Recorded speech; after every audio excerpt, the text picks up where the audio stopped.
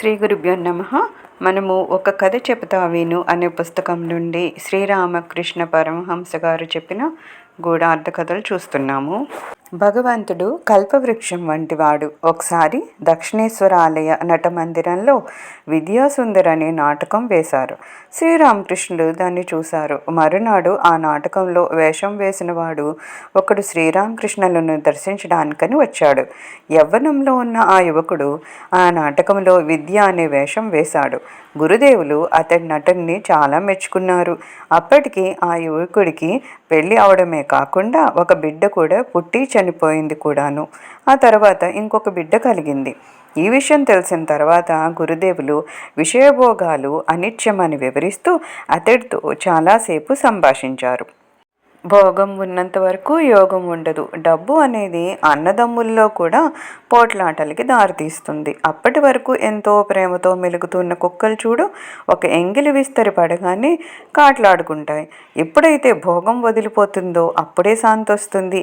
ఒక కథ చెప్తా విను అంటూ ఆయనకి ఈ కింది కథను చెప్పారట. ఒక బాటసారి ఎండలో నడిచిపోతూ ఉన్నాడు. ఎంతో దూరం నడిచాడు, కానీ చేరాల్సిన ఊరు ఇంకా రాలేదు. ఇంతలో దూరాన ఒక చెట్టు కనిపించింది. ఆ బాటసారి అక్కడికి పరిగెత్తి ఆయాసపడుతూ దాని నీళ్ళలో నిలబడ్డాడు. అప్పటికే బాగా అలసి ఉండడం వలన, ఎండ వలన అతడికి దాహం వేసింది. నీళ్ళు ఎక్కడైనా దొరికితే బాగుండనే అనే ఆలోచన వచ్చింది. అలా అనుకున్నాడో లేదో తక్షణమే అతని ఎదుట చల్లని నీళ్ల పాత్ర ఒకటి ప్రత్యక్షమైంది. ఆ నీళ్లు త్రాగగానే వాడికి ఆకలేసింది. అన్నం తినాలనే కోరిక మనస్సులో కలిగింది. తలచిందే తడువుగా రకరకాల పిండి వంటలతో రుచికరమైన భోజనం ఎదుట కనబడింది. కడుపు నిండా తినేసరికి భుక్తాయాసం కలిగి పడుకుందాము అనుకున్నాడు. వెంటనే మెత్తని చక్కని పాన్పు కళ్ళ ఎదుట తారసిల్లింది. వాడు దాని మీద అటు ఇటు దొర్లుతూ ఆ రోజు జరిగిన విచిత్రమైన సంగతుల్ని నెమరు వేస్తున్నాడు. నేను ఏది కోరుకుంటే అది కళ్ళ ముందు ప్రత్యక్షమవుతుందే, చూస్తే ఇదేదో వింతగా ఉంది. ఇలాగే ఏదైనా పులి వచ్చి నన్ను బ్రింగదు కదా అనుకున్నాడు. ఇంకేముంది, గాండ్రుమంటూ ఒక పెద్ద పులి వచ్చి అతడి గొంతు కొరికి చంపేసింది. చూసావా, ఆ చెట్టు మరేంటో కాదు, అదే కల్పవృక్షం.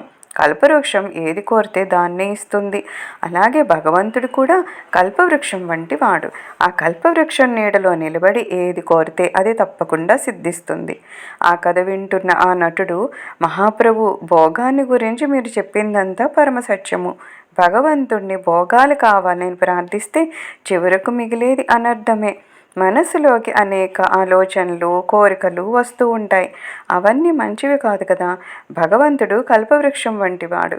మీరు చెప్పిన కథలో లాగా పెద్ద పులి వస్తుందేమో అనుకుంటే నిజంగా పులి వచ్చి అతన్ని మింగివేసింది అన్నాడు. వెంటనే గురుదేవులు, నిజమే, భోగభాగ్యాలు కావాలని కోరితే వాటి వెనుకనే పెద్ద పులి కూడా వస్తుందన్న విషయం ఎప్పుడూ జ్ఞాపకం పెట్టుకోవాలి. నేను నీకు అంతకంటే ఏం చెప్పేది? భగవంతుణ్ణి హృదయపూర్వకంగా ప్రార్థిస్తే ఆయన నీకు సాక్షాత్కరిస్తాడు అని బోధించారు.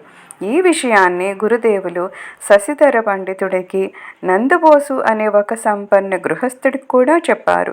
జ్ఞానులు ముక్తి కావాలని, భక్తులు భక్తి కావాలని, ఏమాత్రమైనా ఫలాపేక్ష లేనటువంటి ప్రేమ కావాలని కోరుకుంటారు కానీ అర్ధకామాలు, కామిని కాంచనాలు కావాలని ఎప్పుడూ కోరరు అని కూడా వారితో ఆయన చెప్పారు. సర్వం శ్రీ గురుచరణారవిందార్పణమస్తు. లోకా సమస్త సుఖినో భవంతు. ఓం శాంతి శాంతి శాంతి.